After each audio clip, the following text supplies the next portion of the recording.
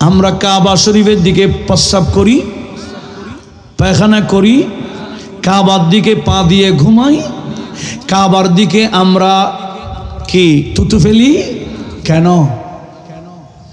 কাবাকে সম্মান করেন, ঠিক আছে। দেখেন কাবা ফতেহাবাদ থেকে দেখা যায়, ও মা, কাবাকে যদি না দেখে এত সম্মান, না দেখলেও সম্মান করতেই হবে, কারণ নবীজি আদেশ দিয়েছেন, ইদা আতাইতুমুল গায়াতা ফালা তাস্তাকবিলুল কিবলাতা ওয়ালা তাস্তাদবিরুহা।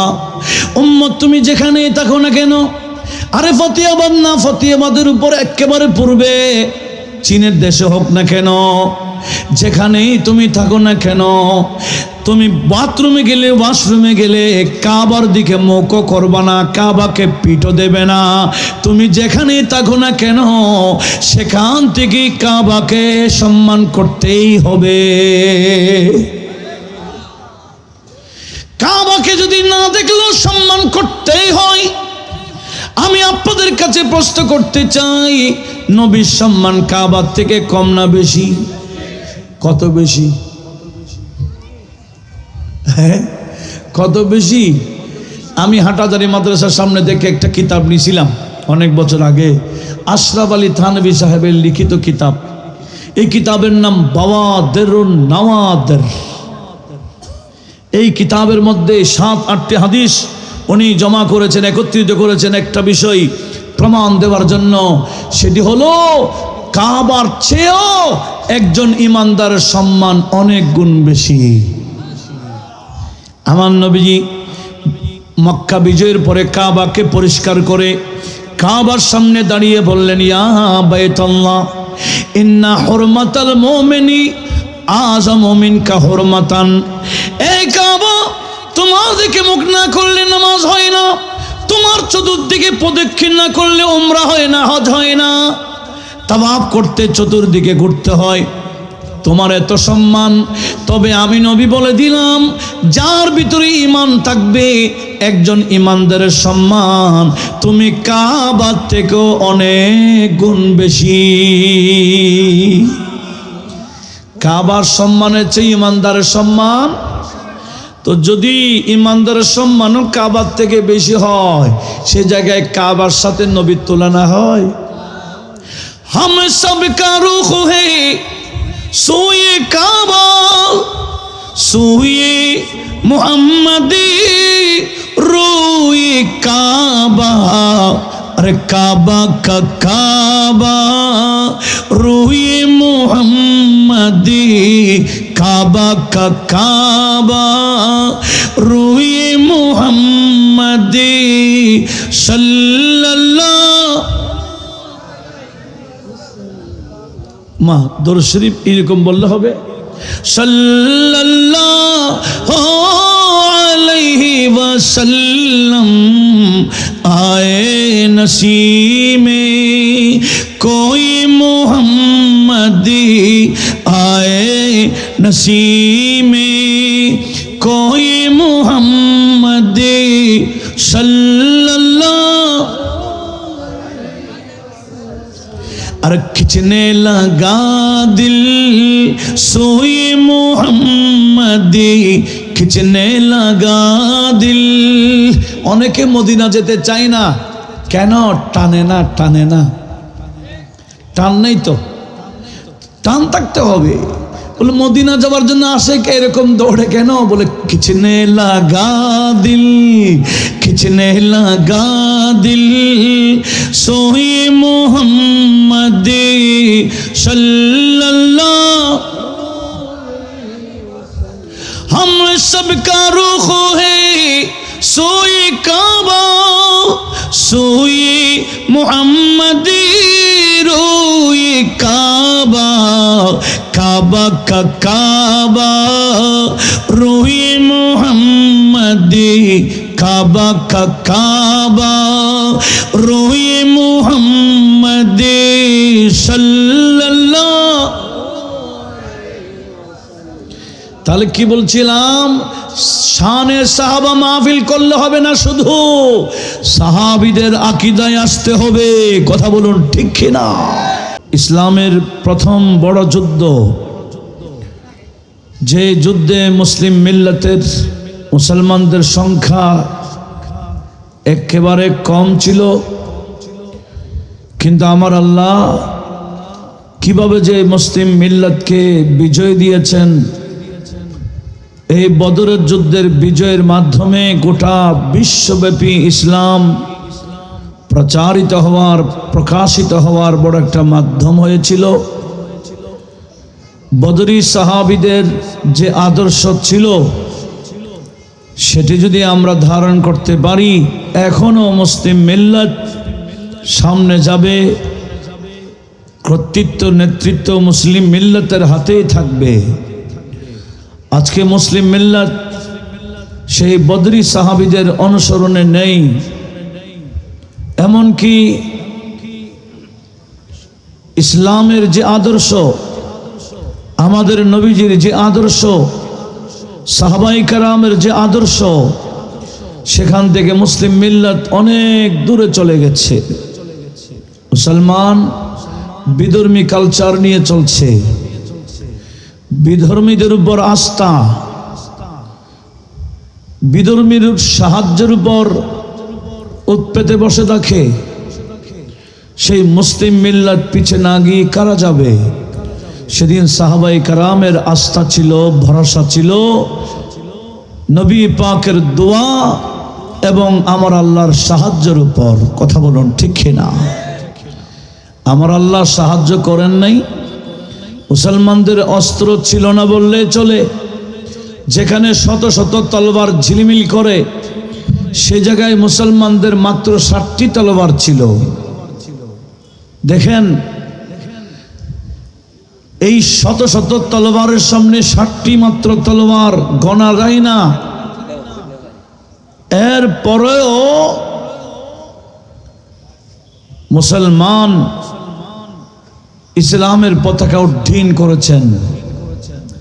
এটা সম্পূর্ণ আমার আল্লাহ পাক সুবহানাহু ওয়া তাআলার সাহায্য। সেই জন্য আমার আল্লাহ বদরের আলোচনা করতে গিয়ে কোরআনে পাকে সূরা আলে ইমরানে, সূরা আনফালে, সূরা কমরে, বিভিন্ন আয়াতে, বিভিন্ন সূরায় বদরের এই বিষয়টাকে আমাদের সামনে উপস্থাপন করেছেন, যাতে আমরাও সাহাবাদের আদর্শে আদর্শবান হতে পারি। ওনাদের এই তালিমটা, শিক্ষাটা আমরা যাতে আমাদের ব্যক্তিগত জীবনে, পারিবারিক জীবনে, সমাজ জীবনে বাস্তবায়ন করতে পারি, এটাই বড় শিক্ষণীয় বিষয়। এই বিষয়টা বর্তমান সমাজে অতীব প্রয়োজন মনে করছি। আসুন আমরা শুরু করছি। এই বদরের যুদ্ধটা সাহাবায়ে কেরামের কোনো প্রস্তুতিমূলক যুদ্ধ ছিল না। আমরা সবাই জানি, যখন আবু সুফিয়ান পরবর্তীতে নবীজির সাহাবী হয়েছিলেন, ইনি সাহাবী হওয়ার আগে কাফেরদের সরদারদের অন্যতম ছিলেন। উনি মক্কায় মুশরিক কাফেরদের পক্ষে শাম রাজ্যে গিয়েছিলেন ব্যবসা পরিচালনা করার জন্য। ব্যবসাতে যা লাভ হবে সেগুলো নিয়ে অস্ত্র কিনে আনবে মুসলমানদের বিরুদ্ধে যুদ্ধ করার জন্য। দেখুন, কাফেররা, বিধর্মীরা মুসলমানদের বিরুদ্ধে সবসময় প্রস্তুত থাকে অস্ত্র নিয়ে। এখনো গোটা বিশ্বব্যাপী যত বিধর্মী আছে, এই বিধর্মীরা অস্ত্র বানাচ্ছে শুধু মুসলমান মারার জন্য। কথা বলুন ঠিক কিনা? বদরের যুদ্ধে যেভাবে কাফেররা, মুশরিকরা মুসলমানকে মারার জন্য অস্ত্র কিনে আনতেছে সাম্রাজ্য দেখে, এখন তো অস্ত্র ব্যবসায়ী গোটা বিশ্বের মধ্যে অস্ত্র প্রচার করে। দেখি বলেন তো, তার নাম কি? কোন রাষ্ট্র? ইসরায়েল। ইসরায়েল এত গ্রেনেড বলেন, পাওয়ারি বোমা বলেন, গান বলেন, যত কিছু এরা বানাচ্ছে মুসলমান নিধনের জন্য, মুসলমানকে ধ্বংস করার জন্য। আমরা দেখতে পেয়েছি ইতিপূর্বে অনেক রাষ্ট্রে হামলা তারা করেছে। আজ মুসলমান বিক্ষিপ্ত হওয়ার কারণে মুসলমান সুশৃঙ্খলা নাই। মুসলমানদের দেশ কিন্তু কম না। এতগুলো রাষ্ট্র হওয়া সত্ত্বেও মুসলমান আজ শক্তি দেখাতে পারছে না। কেন? এক নাই মুসলমান। মুনাফিকের মধ্যে এই মুসলমানদের ভিতরে মুনাফিক ঢুকে বসে আছে। কথা বলুন ঠিক কিনা? আমরা এক হলে কি শক্তি দেখাইতে পারে ইদানিং আমরা অনুধাবন করতে পারছি। আহলে সুন্নাত ওয়াল জামাত অনেকটা কমিটি ছিল, সব কমিটি মিলে যখন একটা কমিটি হয়ে যায়, এখন যেদিকে যায় সেদিকে সুন্নিয়তের জোয়ার চলছে। কথা বলুন ঠিক কিনা? এই জোয়ার কখনো কেউ ঠেকাইতে পারবে না। সুন্নিরা যদি এক কাতারে দাঁড়িয়ে সামনে যায়, এখনো বাংলাদেশের শতকরা 80% সুন্নি মুসলমান। সুন্নি মুসলমান সব যদি এক জায়গায় ভোট দেয়, 300 আসন সুন্নি মুসলমানদের হয়ে যাবে। কথা বলুন ঠিক কিনা? কিন্তু দেখেন এখনো মুসলমান সুন্নিরা বিক্ষিপ্ত অবস্থা আছেন, এখনো বিক্ষিপ্ত অবস্থা আছেন, এখনো বোধগম্য হচ্ছে না। দেখেন গোটা বিশ্বব্যাপী মুসলিম মিল্লাত বিক্ষিপ্ত হওয়ার কারণে ইসরায়েল মারতে সাহস পাচ্ছে। ইসরায়েলের বিরুদ্ধে যখন কয়েকটা রাষ্ট্র মেতে উঠেছে, সে তাড়াতাড়ি যুদ্ধবিরতি নামে মুনাফিকি করেছে। এখনো মারতেছে, কিন্তু গাজাতে রাফাতে এখনো হামলা চলছে, কিন্তু মৌখিকভাবে প্রকাশ্যভাবে বলছে কি যুদ্ধবিরতি, কিন্তু আসলে কি যুদ্ধবিরতি গিয়েছে? হামলা চালাচ্ছে। এই যুদ্ধবিরতি দেওয়ার এটা করলো কেন? কিছু মুসলমান একসাথে মেতে ওঠার কারণে। কথা বলুন ঠিক কিনা? এই মুসলমান যদি এক থাকে, এখনো গোটা বিশ্বব্যাপী মুসলমানদের হাতে নেতৃত্ব থাকবে। কেন? মুসলমানদেরকে সাহায্যকারী কে? আর একটু জোরে বলেন কে? সে আল্লাহ এখনো সাহায্য করবেন। তবে সাহাবারা যেভাবে আল্লাহ পাকের পক্ষ থেকে সাহায্য পেয়েছিলেন, এনাদের আদর্শে আদর্শবান হওয়া লাগবে। সেজন্য আমার আল্লাহ কোরআনে পাকে বলেছেন, আউযু বিল্লাহি মিনাশ শাইতানির রাজীম, ওয়ালাকাদ নাসারাকুমুল্লাহু বিবদরিন ওয়া আনতুম আযিল্লাহ। এটা সূরা আলে ইমরান 123 নম্বর আয়াত। আমার আল্লাহ কি বললেন? ওয়ালাকাদ নাসারাকুমুল্লাহু বিবদরিন। এ মুসলমান, আমি আল্লাহ তোমাদেরকে বদর নামক স্থানে সাহায্য করেছি। কখন? ওয়া আনতুম আযিল্লাহ, যখন তোমরা একেবারে দুর্বল ছিলে, সংখ্যার দিক দিয়ে দুর্বল, অস্ত্রের দিক দিয়ে দুর্বল। ওই দুর্বল অবস্থায় আমি আল্লাহ সাহায্য করেছি, যার কারণে বিজয় তোমাদের হাতে এসছে। আমি আল্লাহ ভবিষ্যতের জন্য তোমাদেরকে বলে দিলাম, ফাত্তাকুল্লাহ। প্রতিটা স্থানে প্রতিটা কাজে আমি আল্লাহকে ভয় করো, লাআল্লাকুম তাশকুরুন। আমি আল্লাহ সুবহানাহু ওয়া তাআলাকে ভয় করলে তোমরা যেমন ইচ্ছা তেমন করতে পারবা না। আমি আল্লাহর আদেশ নিষেধের বিপরীত চলতে পারবা না। তখন ইবাদতের মাধ্যমে, বিভিন্ন ভালো কাজের মাধ্যমে আমি আল্লাহর শুকরিয়া আদায় করা তোমাদের পক্ষে সহজ হবে। জোরে বলুন সুবহানাল্লাহ। তাহলে সাহায্য কেমন? সাহায্য এটি হচ্ছে আমার আল্লাহ নাযিল করেছেন। কিভাবে? শুধু ফেরেশতা না, আমার আল্লাহ অস্ত্র নাযিল করেছেন। ইসরায়েল যে অস্ত্র বানাচ্ছে, বিধর্মীরা যে অস্ত্র বানাচ্ছে, তার চেয়ে কি কম শক্তিশালী অস্ত্র আমার কাছে, আমার আল্লাহর কাছে? কথা বলেন না। আমাদের আল্লাহর কাছে যে অস্ত্র আছে, এই অস্ত্রের সামনে বিধর্মীদের অস্ত্র কোনো ব্যাপার, কোনো ব্যাপার না। আমার আল্লাহ যখন অস্ত্র নাযিল করবেন, তখন এরা পালাবার রাস্তা পাবে না। যেভাবে অস্ত্র নাজিল করেছেন বদরের দিন। হাদিস মামুলি কিতাবে নয়, কিতাবুল মাগাজি বুখারী শরীফে রয়েছে। আমার নবীজি সাহাবায়ে কেরামকে দেখাচ্ছেন, এ আমার সাহাবারা দেখো, হযরত জিবরিল আলাইহিস সালাম ওনার ঘোড়া নিয়ে দাঁড়িয়ে আছে। ওয়া আখাযা বিরাসে ফারসিহি, হযরত জিবরিল ওনার ঘোড়ার লাগাম ধরে দাঁড়িয়ে আছে। ওয়া আলাইহি আদাতুল হারবি, ওই জিবরিলের ঘোড়ার পিঠে সব যুদ্ধের অস্ত্র। জোরে বলুন। নবীজি বলছেন, দেখো দেখো, জিবরিল ঘোড়ার লাগাম ধরে দাঁড়িয়ে আছে, ঘোড়ার পিঠে সব অস্ত্র। এগুলা সাধারণ অস্ত্র ছিল না, অগ্নি অস্ত্র ছিল। কোথায়? বদরের দিন। কে নাজিল করেছেন? ফেরেশতাদের মাধ্যমে অস্ত্র নাজিল করেছেন, অগ্নি অস্ত্র। সেজন্য সাহাবারা পার্থক্য করতে পেরেছিলেন কোন কাফেরকে সাহাবীরা মেরেছে, কোন মুশরিক কাফেরকে ফেরেশতারা মেরেছিল। এটা পার্থক্য করা হয়েছিল কেমনে? সাহাবীরা যাদেরকে মেরেছে শুধু কেটে গেছে, আর ফেরেশতা যাদেরকে মেরেছে শুধু কেটেছে না, জ্বলেও গিয়েছে। ওই জায়গাটা কালো হয়ে গেছে, জ্বলে গেছে। কেন? ফেরেশতাদের অস্ত্রগুলো কিসের ছিল? অগ্নি। এগুলো শুধু কাটে না, জ্বালিয়ে ফেলে। আমার আল্লাহ এদেরকে প্রশিক্ষণ দিয়েছিলেন। ফেরেশতাদের প্রশিক্ষণ কিভাবে?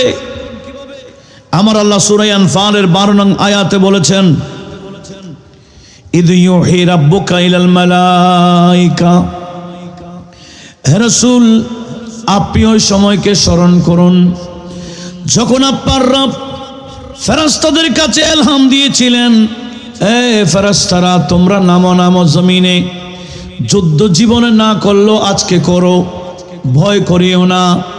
আমার আল্লাহ ফেরেশতাদেরকে প্রশিক্ষণ দিচ্ছেন, আন্নী মাকুম ফাসাব্বিতু, মনে রাখবা এ ফেরেশতারা তোমাদের সাথে আমি আল্লাহর সাহায্য আছে, তোমরা মজবুত থাকো।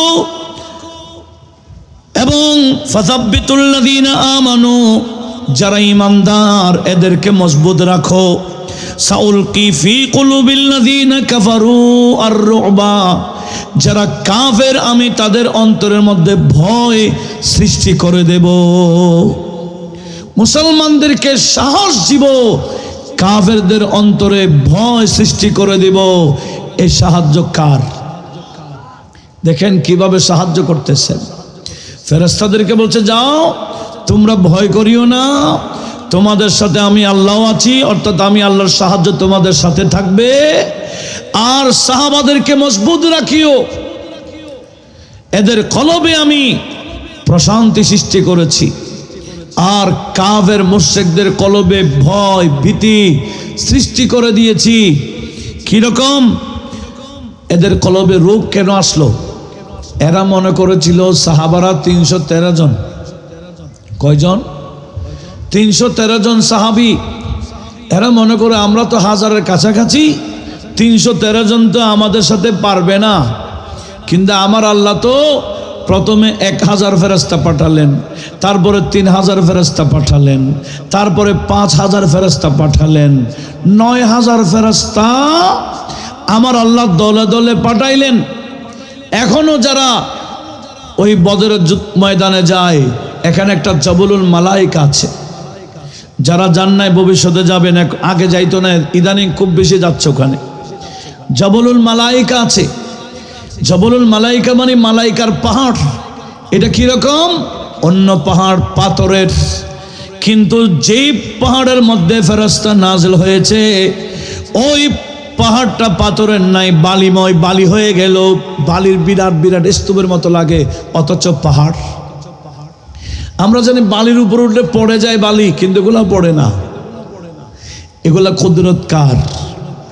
ওই পাহাড়ের মধ্যে 9000 ফেরেশতা আমার আল্লাহ নাজিল করেছিলেন, যার কারণে আমার আল্লাহ সুবহানাহু ওয়া তাআলা ওই কাফেরদের কথা বলতে গিয়ে বলেছিলেন, এই কাফেররা মুসলমানদের যখন দিকে দেখতেছে, আল্লাহ বলতেছেন এরা দেখতেছে মুসলমান তাদের দ্বিগুণ হয়ে গেছে। কাফেররা দেখতেছে মুসলমান তাদের কি দ্বিগুণ। ওমা, এরা মনে করছিল, আমরা মনে করেছিলাম মুসলমানদের সংখ্যা কম, এখন তো দেখি আমাদের দ্বিগুণ, এদের সাথে তো পারবো না। এবার ভিতরে ভয় সৃষ্টি হয়েছে কিনা বলেন? কিভাবে আমার আল্লাহ সাহায্য করতেছেন দেখেন। এদের অন্তরে ভয় সৃষ্টি হয়ে গেল। আমার আল্লাহ ফেরেশতাদেরকে বললেন, ফাদরিবু ফাওকাল আনাক। এ ফেরেশতারা, তোমরা কাফের মুশরিক দেখলে এদের, তোমাদের হাতে তো অস্ত্র আছে, আমি আল্লাহ অস্ত্র দিলাম, এই অস্ত্র দিয়ে তাদের গর্দান মারবা। কোথায় মারবা? ফাওকাল আনাক, গর্দানে মারবা, গর্দান ফেলাই দিবা। অনেক সাহাবী নবীজির কাছে এসে বলছিলেন, ইয়া রাসূলুল্লাহ, আমি এক কাফের মুশরিককে টার্গেট করেছিলাম, তাকে মারবো, আঘাত করব, দেখতেছি আমি মারার আগে কল্লা পড়ে গেছে। আমি মারার আগে তার মাথা শরীর থেকে পড়ে গেছে, আমি ভয় পেয়ে গেলাম। ঘটনা কি? বলে না, তুমি মারার আগে ফেরেশতা মেরে দিয়েছি। কেন? আমার আল্লাহ বলেছিলেন, ওয়াদরিবু ফাদরিবু ফাওকাল আনাক, এদের গর্দানের উপর মারবা, ওয়াদরিবু মিনহুম কুল্লা বানান, এদের কোমরে মারবা। দেখেন আমার আল্লাহ কিভাবে প্রশিক্ষণ দিচ্ছে। কোথায় কোথায় মারতে বলেছে? গর্দানে মারবা আর কোমরে মারবা। কোমরে মারলে দৌড়তে পারবে না, গর্দানে মারলে কল্লা পড়ে যাবে। এইভাবে আমার আল্লাহ প্রশিক্ষণ দিলেন। ঠিক এই আরো অবস্থা কি?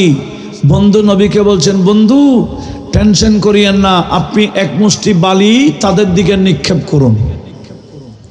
বালি নিক্ষেপ করবেন আপনি, তখন দেখবেন অবস্থা কি হয়। তখন নবীজি এক মুষ্টি বালি নিয়ে কাফেরদের যখন দিকে ছুঁড়ে মারলেন, ওই বালি নবীজির মারা এক মুষ্টি বালি হাজারের কাছাকাছি কাফেরদের সবার চোখের ভিতরে ঢুকে গেল। কে ঢুকাইলেন?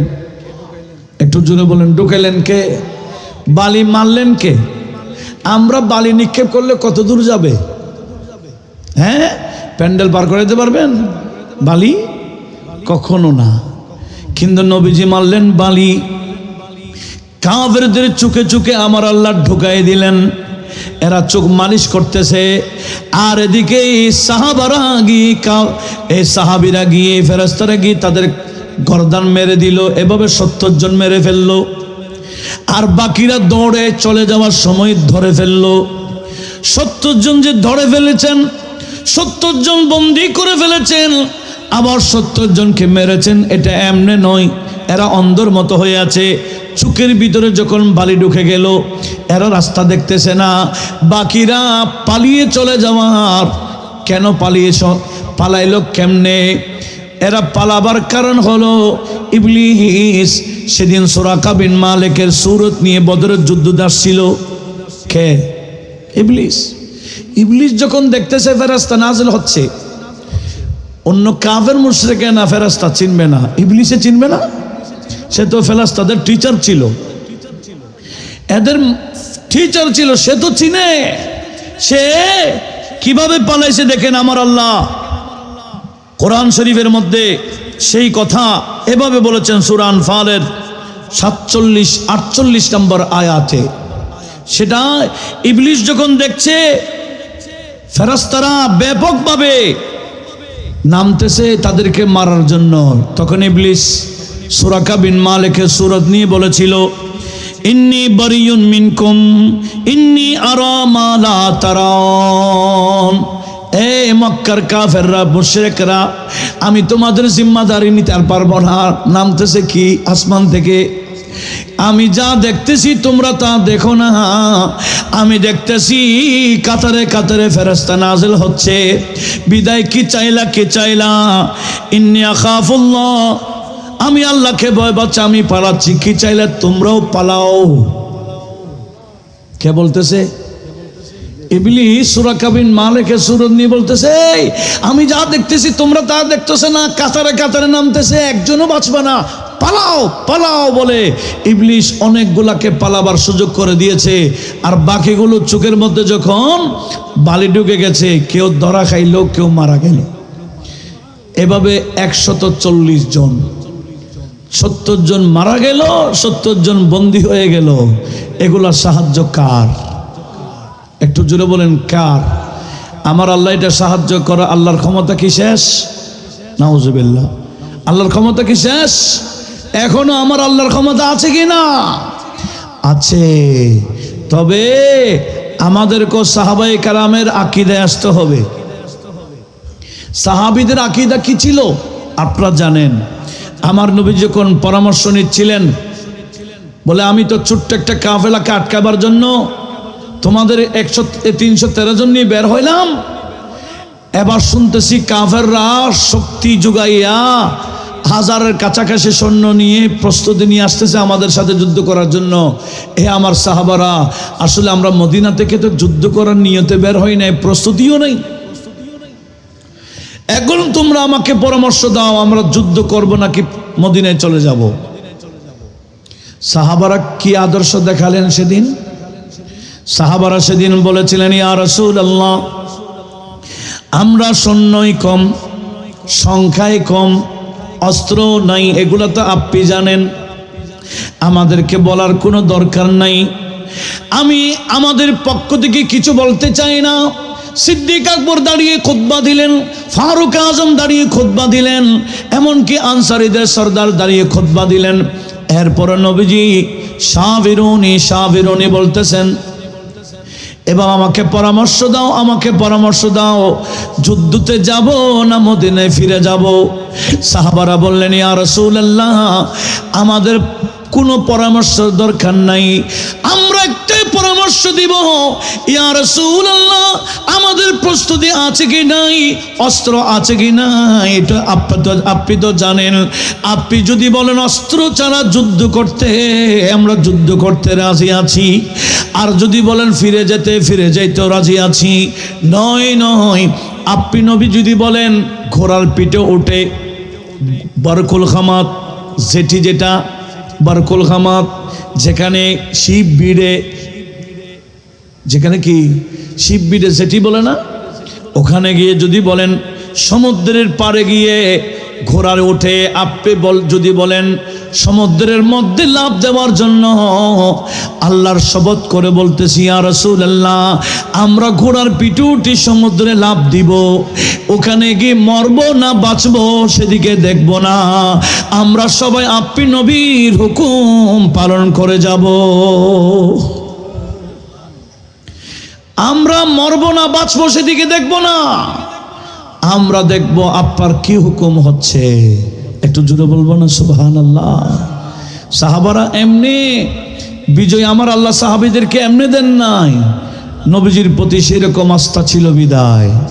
এমনকি মেকদাদ বিন আমর, উনি দাঁড়িয়ে বললেন, উনি ফারেস ছিলেন। ফারেস মানে প্রশিক্ষণ প্রাপ্ত, ঘোড়ার পিঠে উঠে যুদ্ধ করতে পারে। উনি দাঁড়িয়ে বললেন, ইয়া রাসূলুল্লাহ, আপনি বারবার আমাদের থেকে জিজ্ঞেস করছেন, পরামর্শ দেওয়ার জন্য বারবার বলছেন, ইয়া রাসূলুল্লাহ, আমরা তো মুসা কালিমুল্লাহর উম্মত নই, বনি ইসরাইল নই, আমরা মুসা কালিমুল্লাহর উম্মত নই, আমরা তো আপনি নবীর উম্মাহ।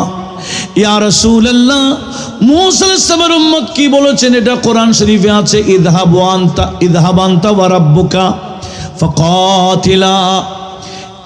আল্লাহ বলেছেন কোরআন শরীফে, বনি ইসরাইল মুসা কালিমুল্লাহকে বলেছিলেন জেহাদের জন্য যখন আহ্বান করেছিলেন, তখন তারা বলেছিল ইযহাব আনতা, ওগো মুসা আপনি যান, ওয়া রাব্বুকা, আপনার রবকে নিয়ে যান, ফাকাতিলা, আপনারা দুজন যুদ্ধ করেন গা, ওয়া ইন্না হাহুনা লাকায়েদুন, আমরা এখানে বসে থাকবো। মুসা কালিমুল্লাহকে বলেছিলেন আমরা ওই যুদ্ধে যাব না, ওই যুদ্ধে যাদের বিরুদ্ধে যুদ্ধ করার জন্য যাচ্ছেন এক একজন বড় বড় মানুষ, এরা এক একজন আমাদেরকে এক হাতের মধ্যে কয়েকজন নিয়ে ফেলতে পারবে, এত বড় বড় শরীর ওরা, আমরা যাব না, আমরা এখানে বসে থাকবো, আপনি আপনার রবকে নিয়ে যান, যুদ্ধ করেন গা। কি বেয়াদবিমূলক আচরণ করেছিল বনি ইসরাইল মুসা কালিমুল্লাহর সাথে। সাহাবারা বললেন, ইয়া রাসূলুল্লাহ, আমরা মুসা কালিমুল্লাহর উম্মত নই, আমরা বনি ইসরাইল নই, আমরা আপনি নবীর উম্মত। আমরা বলবো ইযহাব আনতা ওয়া রাব্বুকা ওয়া ইন্না মাকা লাকাতিলুন। একটু জোরে বলবো না সুবহানাল্লাহ? বলে আপনি আপনার রবকে নিয়ে যান, আমরাও আপনাদের সাথে আছি। আমরা বলবো না আমরা এখানে বসে আছি, আমরা বলবো ইয়া রাসূলুল্লাহ, আপনার সাথে আমরা আছি, চলুন। আপনি জিহাদ করতে বললে জিহাদ করব, চলে যেতে বললে চলে যাব। এইভাবে যখন পরামর্শ দিলেন, নবীজি খুশি হয়ে গেলেন। একটু জোরে বলবো না সুবহানাল্লাহ? নবীজি খুশি হয়ে গেলেন। নবীজি খুশি হয়ে বললেন, এ আমার সাহাবারা, ঠিক আছে, আমাদের সংখ্যায় কম, অস্ত্র নাই, আমার আল্লাহর কাছে সংখ্যার কম নাই। লিল্লাহি জুনুদুস সামাওয়াতি ওয়াল আরদ ওয়ালিল্লাহি জুনুদুন, আমার আল্লাহর কিছু এমন সৈন্য আছে, লাম তারাওহা, যেগুলো তোমরা দেখো না। আল্লাহর সংখ্যার, আল্লাহর সৈন্যের কম নাই, আসমানও আছে জমিনও আছে আল্লাহর সৈন্য। বিদায় আমাদের সাথে সৈন্য না থাকলে কি হয়? আমার আল্লাহর কাছে সৈন্যের অভাব নাই। আমাদের কাছে অস্ত্র না থাকলে কি হয়? আমার আল্লাহর কাছে তো অস্ত্রের অভাব নাই। এটার উপর সাহাবীদের আস্থা ছিল। আরো হযরত ওকাশা বিন মেহসানের আস্থা কিরকম আপনারা তো জানেন। উনি যুদ্ধ করতে করতে ওনার হাতে একটা তলোয়ার ছিল, ভেঙে গেছে। তো নবীজির কাছে আসছেন, ইয়া রাসূলুল্লাহ, আমি তো যুদ্ধ করতে করতে তলোয়ার ভেঙে গেছে, এখন আরেকটা যদি তলোয়ার পাইতাম আরো যুদ্ধ করে এদেরকে জাহান্নামে পৌঁছাইতে পারতাম। তো নবীজির হাতে একটা খেজুরের ঢাল ছিল। বলেন, ওকাশা, ধরো তুমি তলোয়ার নাও। আচ্ছা, এটা কি তলোয়ার না খেজুরের ঢাল? এই যুগের কিছু মোল্লা এদের হাতে দিলে বলতে, আরে উল্টো প্রশ্ন করতে, ইয়া রাসূলুল্লাহ, এটা তো খেজুরের ডাল, আপনি বলতেছেন তলোয়ার। কিন্তু না, সাহাবীদের আস্থা কিরকম ছিল দেখেন। দেখতে যদিও বা খেজুরের ঢাল, সাহাবীদের বিশ্বাস ছিল নবীজি মুখ দিয়ে যেটা বলে সেটা হয়ে যায়। নবীজি মুখ দিয়ে যা বলে এটা কি হয়ে যায়? কে করে দেয়? मौजज़ा मेरे नबी का कह दिया तो हो गया। একটু বলুন না সুবহানাল্লাহ। নবীজি বলেছেন এটা কি? তলোয়ার। আসলে কি তলোয়ার না ঢাল? কিসের ঢালি? খেজুরের। খেজুরের একটা ঢালিকে নবীজি বলছেন নাও তলোয়ার। কি তলোয়ার? এই ঢালি কি ঢালি থাকবে না তলোয়ার হয়ে যাবে? বানাই দিবেন কে? এটাই তো মৌজেজা। মৌজেজা মেরে নবী কা কহ দিয়া তো হো গয়া। मौजज़ा मेरे नबी का कह दिया तो हो गया। आपने कतरे को दरिया कह दिया तो हो गया।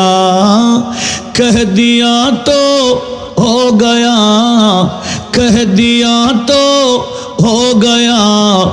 आपने कतरे को दरिया कह दिया तो हो गया। सलातुनिया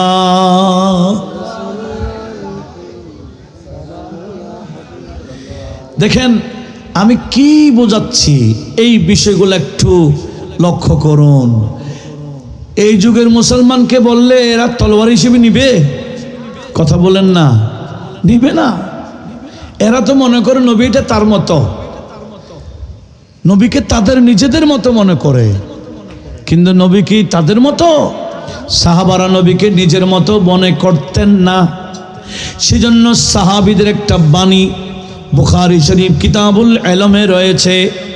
সাহাবারা বললেন, লাসনা কাহাইয়াতিকা ইয়া রাসূলুল্লাহ, ইয়া রাসূলুল্লাহ, আমরা সাহাবীরা একজনও আপনি নবীর মতো না। সাহাবাদের আকীদার উপর আমাদের বিশ্বাস আছে কি না?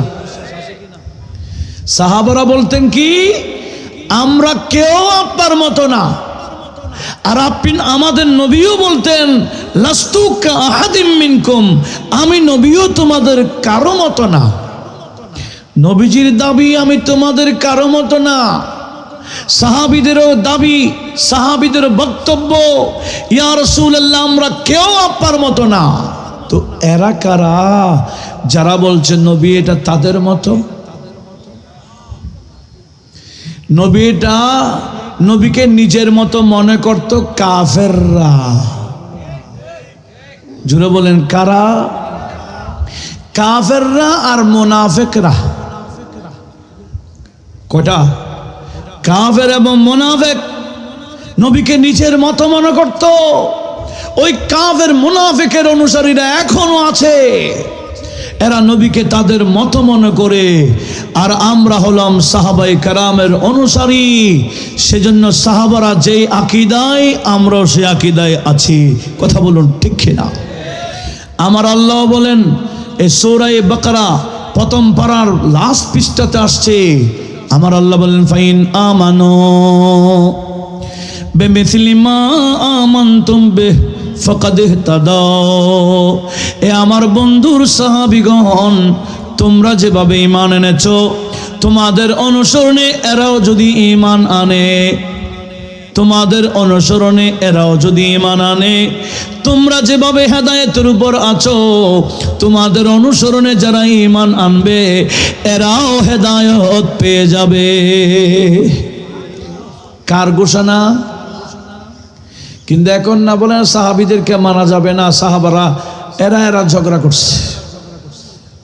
একটু জোরে বলুন না নাউজুবিল্লাহ। আছে না একটা দল সাহাবীদের শানে বেয়াদবি করে। এই মাঠেও শানে সাহাবা মাহফিল হয়, কিন্তু সাহাবীদের আকীদাই নাই। সাহাবীরা যে কাজ করতেন এরা আবার কাজগুলোকে হয়তো বেদাত বলে নতুবা শিরিক বলে। তো শানে সাহাবী মাহফিল করে লাভ কি? সাহাবীদের কাজগুলোকে শিরিক কেন বলেন? সাহাবারা দাঁড়িয়ে নবীকে সালাম দিতেন। মাসনাদে বাজ্জারে সহি সনদে প্রত্যেকটা রাবি শেখা সহি সনদের রওয়ায়াত আসছে, সাহাবায়ে কেরাম নবীজির হুজরে পাকের বাইরে খুব বাদ বসে থাকতেন। আর নবীজি যখনই হুজরা থেকে বের হতেন একজন সাহাবীও বসে থাকতেন না। আগে সাহাবারা কিয়াম করতেন, তখন এরপর সালাম দিতেন। কিয়াম করে নবীকে সালাম দেওয়া, এটা তো সাহাবীদের আদর্শ। এটা না মানলে শানে সাহাবা মাহফিল করে লাভ কি? বলে না সাহাবারা তো দেখে দাঁড়াইছেন, আপনারা ফতেহাবাদ থেকে কি নবী দেখেন, আপনারা কেন দাঁড়াবেন? ওমা প্রশ্ন একটা আসে, তো আসে না? পরে নবীকে দেখে না সাহাবারা দাঁড়াইছেন, আপনারা তো ফতেহাবাদ থেকে নবী দেখেন না। এইরকম যারা প্রশ্ন করে এরা হলো এই যুগের শ্রেষ্ঠ মূর্খ। কেন? তাদের কাছে জ্ঞান নাই, যাকে সম্মান করতে হয় তাকে দেখা লাগে না। আমরা কাবা শরীফের দিকে প্রস্রাব করি, পায়খানা করি, কাবার দিকে পা দিয়ে ঘুমাই, কাবার দিকে আমরা কি থুতু ফেলি। কেন? কাবাকে সম্মান করেন, ঠিক আছে। দেখেন কাবা ফতেহাবাদ থেকে দেখা যায়। ও মা, কাবাকে যদি না দেখে এত সম্মান, না দেখলেও সম্মান করতেই হবে, কারণ নবীজি আদেশ দিয়েছেন ইদা আতাইতুমুল গায়াতা ফালা তাস্তাকবিলুল কিবলাতা ওয়ালা তাস্তাদবিরুহা। উম্মত তুমি যেখানেই থাকো না কেন, আরে ফতেহাবাদ না, ফতেহাবাদের উপর একেবারে পূর্বে চীনের দেশে হোক না কেন, যেখানেই তুমি থাকো না কেন, তুমি বাথরুমে গেলে ওয়াশরুমে গেলে কাবার দিকে মুখ করবা না, কাবাকে পিঠও দেবে না। তুমি যেখানেই থাকো না কেন সেখান থেকে কাবাকে সম্মান করতেই হবে। কাবাকে যদি না দেখলেও সম্মান করতেই হয়। আপনাদের কাছে প্রশ্ন করতে চাই, নবীর সম্মান কাবার থেকে কম না বেশি? কত বেশি? হ্যাঁ, কত বেশি? আমি হাটাজারি মাদ্রাসার সামনে থেকে একটা কিতাব নিয়েছিলাম অনেক বছর আগে, আশরাফ আলী থানভী সাহেবের লিখিত কিতাব। এই কিতাবের নাম বাওয়াদিরুন নাওয়াদির। এই কিতাবের মধ্যে 7-8টি হাদিস উনি জমা করেছেন, একত্রিত করেছেন একটা বিষয় প্রমাণ দেওয়ার জন্য। সেটি হলো কাবার চেয়েও একজন ইমানদারের সম্মান অনেক গুণ বেশি। আমার নবীজি মক্কা বিজয়ের পরে কাবাকে পরিষ্কার করে কাবার সামনে দাঁড়িয়ে বললেন, ইয়া বাইতুল্লাহ ইন্না হুরমাতাল মুমিনি আযামু মিনকা হুরমাতান। এই কাবা, তোমার দিকে মুখ না করলে নামাজ হয় না, তোমার চতুর্দিকে প্রদক্ষিণ না করলে উমরা হয় না, হজ হয় না, তাওয়াফ করতে চতুর্দিকে ঘুরতে হয়। তোমার এত সম্মান, তবে আমি নবী বলে দিলাম, যার ভিতরে ঈমান থাকবে, একজন ঈমানদারের সম্মান তুমি কাবার থেকেও অনেক গুণ বেশি। কাবার সম্মানের চেয়ে ঈমানদারের সম্মান, তো যদি ঈমানদারের সম্মানও কাবার থেকে বেশি হয়, সে জায়গায় কাবার সাথে নবীর তুলনা হয়? হাম সব কা রুখ হে সোয়ে কাবা, সোয়ে মুহাম্মদি রোয়ে কাবা। अरे काबा का काबा रूए मुहम्मदी, काबा का काबा रूए मुहम्मदी सल्लल्लाहु। মা দরুদ শরীফ এরকম বললে হবে, सल्लल्लाहु अलैहि वसल्लम। आए नसीब में कोई मोहम्मदी, आए नसीब में कोई मोहम्मदी सल्लल्लाहु। और खिंचने लगा दिल सोए मोहम्मदी, खिंचने लगा दिल। অনেকে মদিনা যেতে চায় না, কেন? টানে না, টানে না, টান নেই তো, টান থাকতে হবে। বলে মদিনা যাওয়ার জন্য আসে কে এরকম দৌড়ে কেন? বলে খিচনে লাগা দিল, খিচনে লাগা দিল সোয়ে মোহাম্মদে सल्लल्लाहु। हम सबका रुख है सोए काबा, सोए मुहम्मदी रोए काबा, काबा का काबा रोए मुहम्मदी, काबा का काबा रोए मुहम्मदी सल्लल्लाहु। তাহলে কি বলছিলাম? শানে সাহাবা মাহফিল করলে হবে না, শুধু সাহাবীদের আকীদায় আসতে হবে। কথা বলুন ঠিক কিনা? সাহাবীরা নবীর নামে চুমু খাইতেন, সাহাবারা নবীকে সম্মান করতেন, এমনকি নামাজের ভিতরেও। কথা বলুন ঠিক কিনা?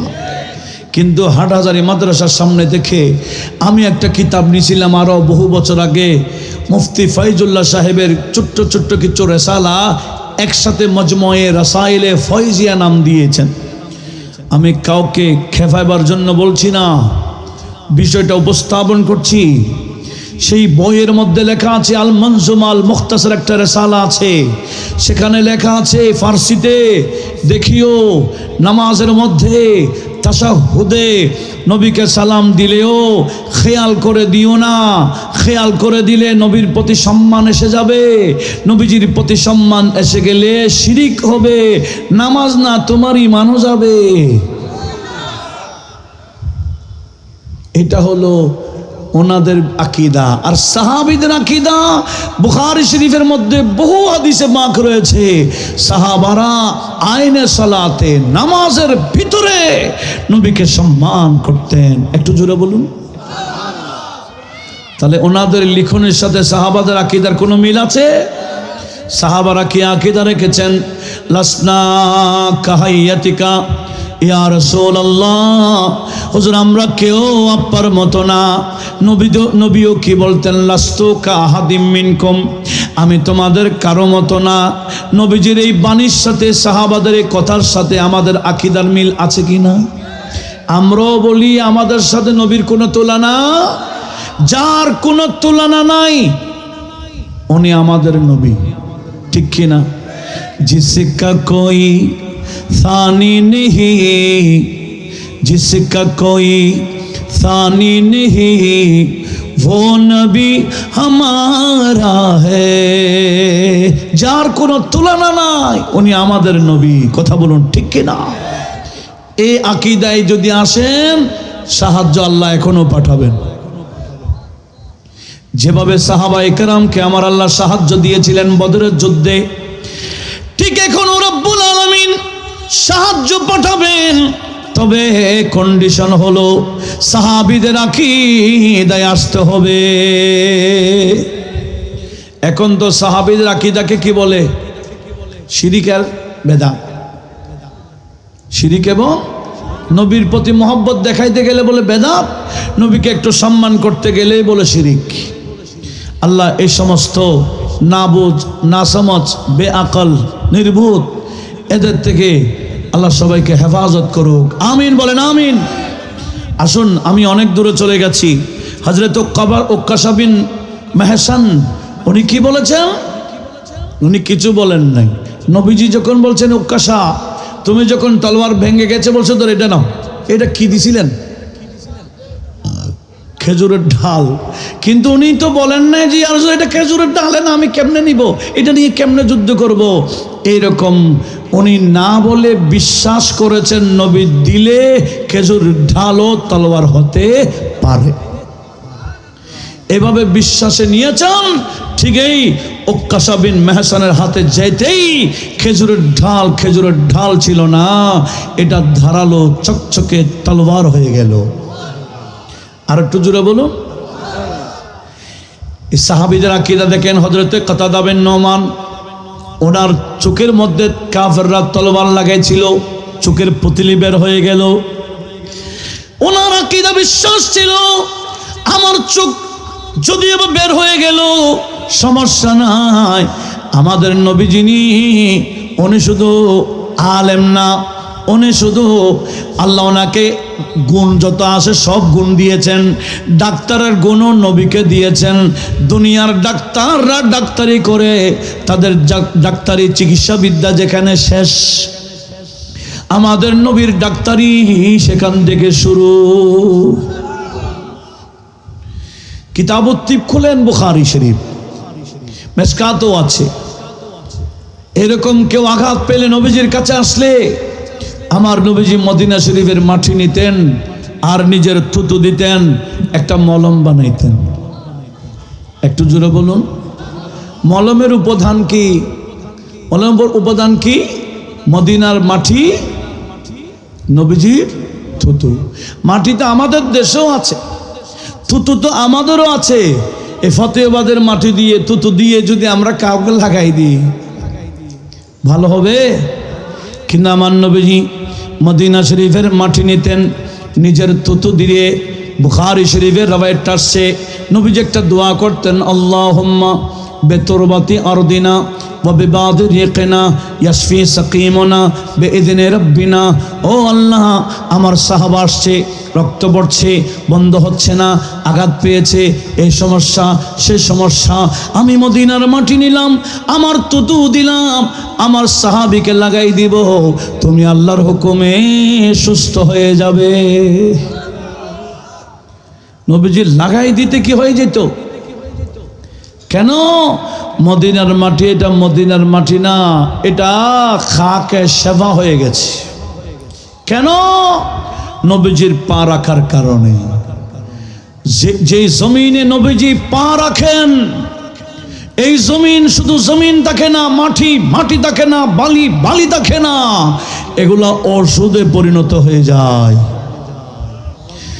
জান্নাতের বাগান তোমায় নবী বলেছেন, বলেন জান্নাতের বাগান তোমায় নবী বলেছেন, খাকে শেফার অধিকারী তোমায় করেছেন।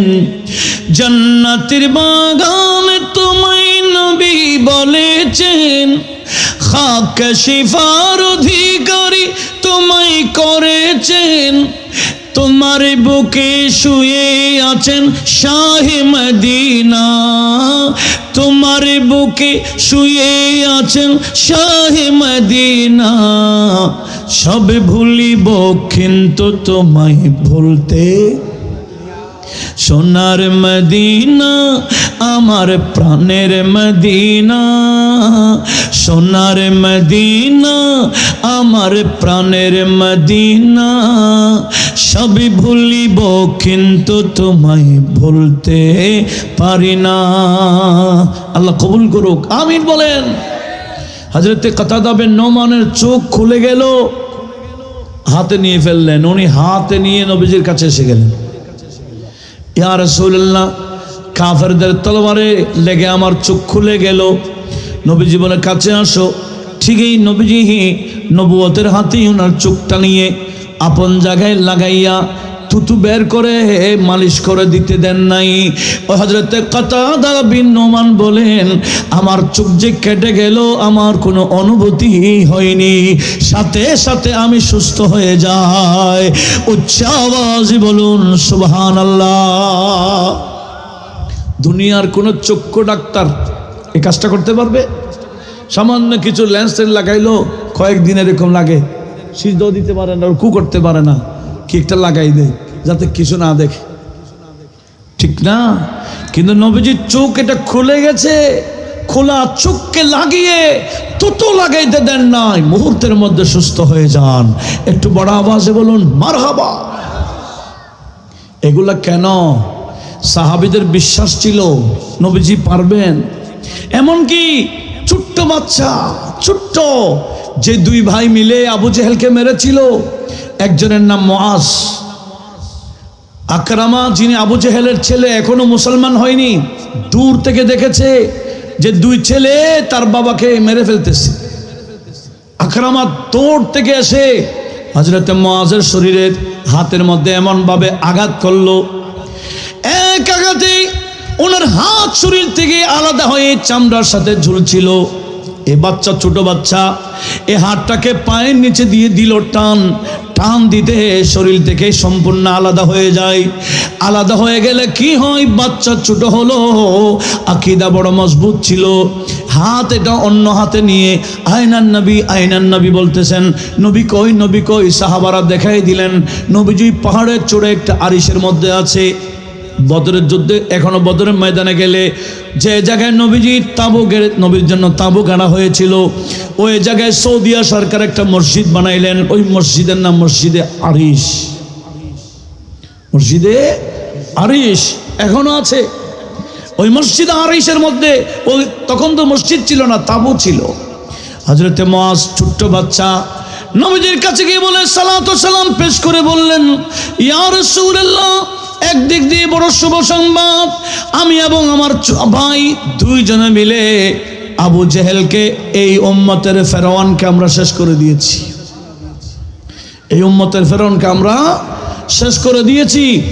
একদিক দিয়ে শুভ সংবাদ, আরেক দিক দিয়ে দেখেন এই আবু জেহেলের ছেলে আমার অবস্থা কি করেছে, হাত শরীর থেকে আলাদা হয়ে গেল। আচ্ছা, দুনিয়ার কোনো ডাক্তার যে হাত শরীর থেকে আলাদা হয়ে যায় লাগাই দিতে পারবে? সম্ভব না। কিন্তু আমার নবীজি এরকম বহু হাত শরীর থেকে বিচ্ছিন্ন হয়ে গেছে, এরকম হাত লাগাই দিয়েছিলেন। আর একটু জোরে বলুন, লাগাই দিয়েছেন। কি দিয়ে? তাও নিজের থুতু দিয়ে। হযরতে মুআজকে বলে আসো, যেখান থেকে কাটা গেছে হাত, এটাকে সে জায়গায় লাগিয়ে নবীজি যখন তুতু মালিশ করে দিলেন, হযরতে মুআজ বলেন, আমার যে হাত কাটা গেছে আমি আর কোনো অনুভূতি করছি না, আগের মতো হাত এসে গেছে। একটু জোরে বলুন আল্লাহু আকবার। এগুলা হচ্ছে মূলত ক্ষমতা কার, কুদরত কার, শক্তি কার, এগুলা নবীজির মাধ্যমে আল্লাহই দেখালেন। কিন্তু এগুলা কেন? সাহাবীরা নবীজির প্রতি সেরকম আস্থাশীল ছিল, নবীজি পারবেন এটা বিশ্বাস করত। কিন্তু এই যুগে আমার আল্লাহ সাহায্য করছেন না কেন? এই যুগের মুসলমানকে তো নবীকে তাদের মত মনে করে, সাংবাদিকের সাথে তুলনা দেই।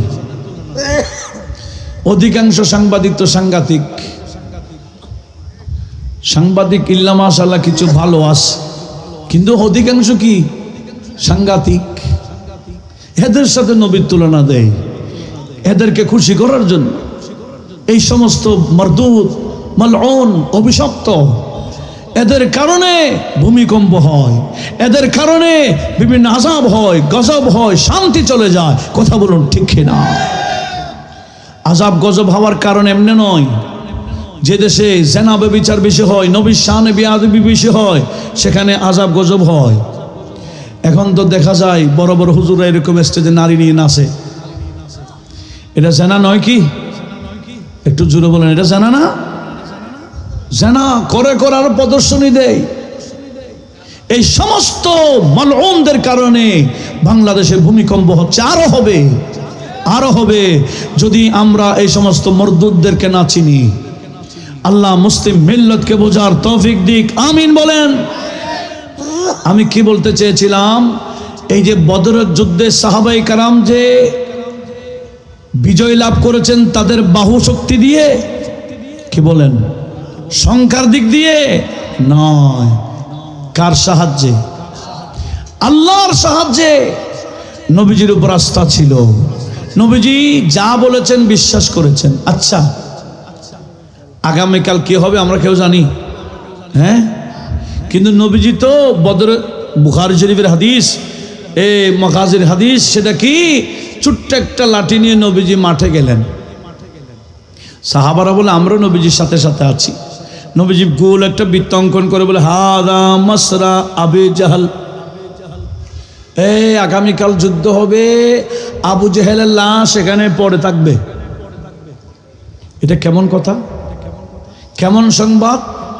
যে ঘটনা এখনো ঘটে নাই, ঘটনা ঘটার আগে সংবাদ। একটু জোরে বলবেন না সুবহানাল্লাহ। আমার নবী কিসের সংবাদ দেয়? যেগুলো এখনো ঘটে নাই, ঘটনা ঘটার আগে আল্লাহ নবীকে এমন জ্ঞান দিয়েছেন, ঘটনা কি ঘটবে এটা নবীজি জেনে ফেলেছেন। নবীকে কে জানায়? আর একটু জোরে বলেন। আমরা তো বলছি না নবীজি নিজে নিজে জানে, আমাদের যিনি ইমাম, ইমামে আলা হযরত, উনিও বলেন ইয়া রাসূলুল্লাহ আপনি জানেন না তো। खुदा ने किया तुझको, खुदा ने किया तुझको आगाह सबसे, खुदा ने किया तुझको आगाह सबसे, दो आलम में जो कुछ खफियों जली है, खफियों जली है, सलातुनिया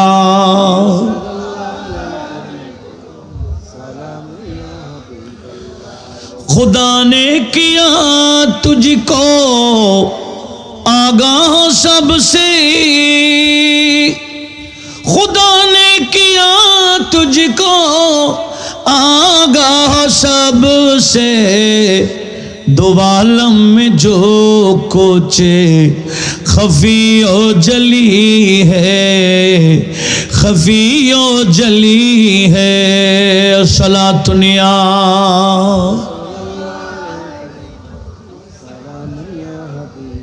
বলছিলাম। নবীজি কি নিজে নিজে জানেন, আল্লাহ জানায়?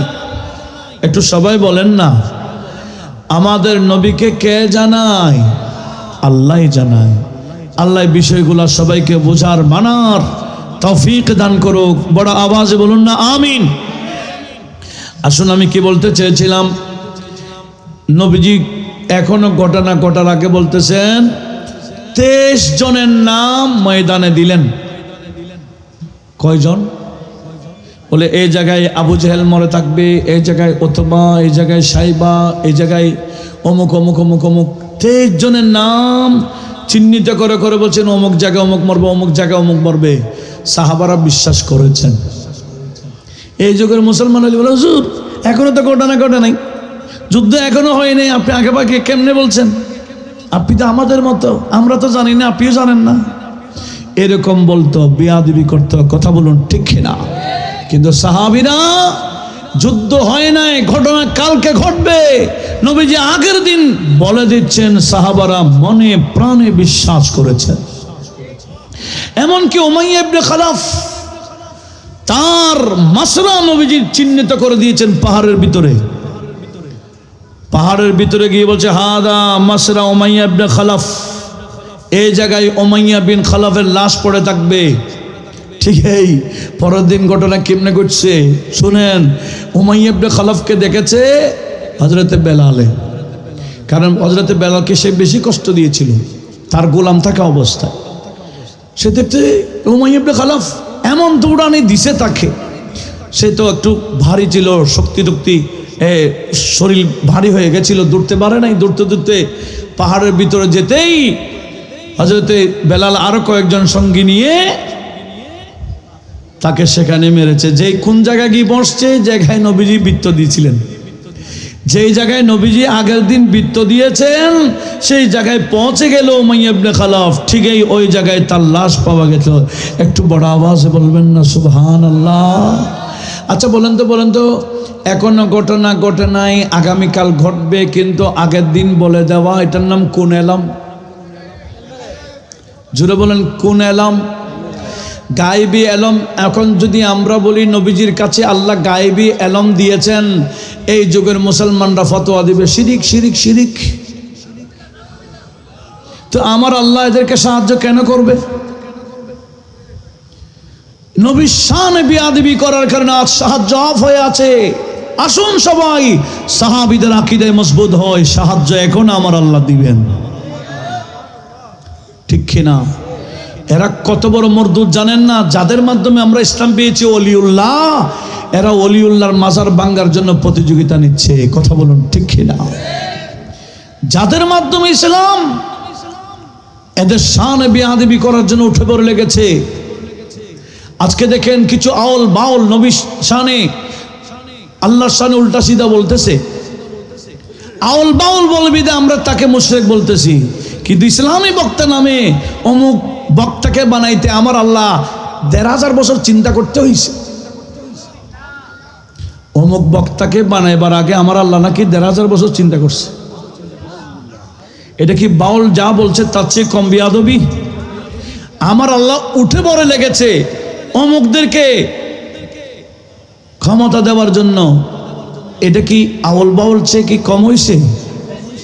আমার আল্লাহ সিদ্ধান্ত নিয়ে ফেলেছেন ক্ষমতা আমাদেরকেই দিবেন।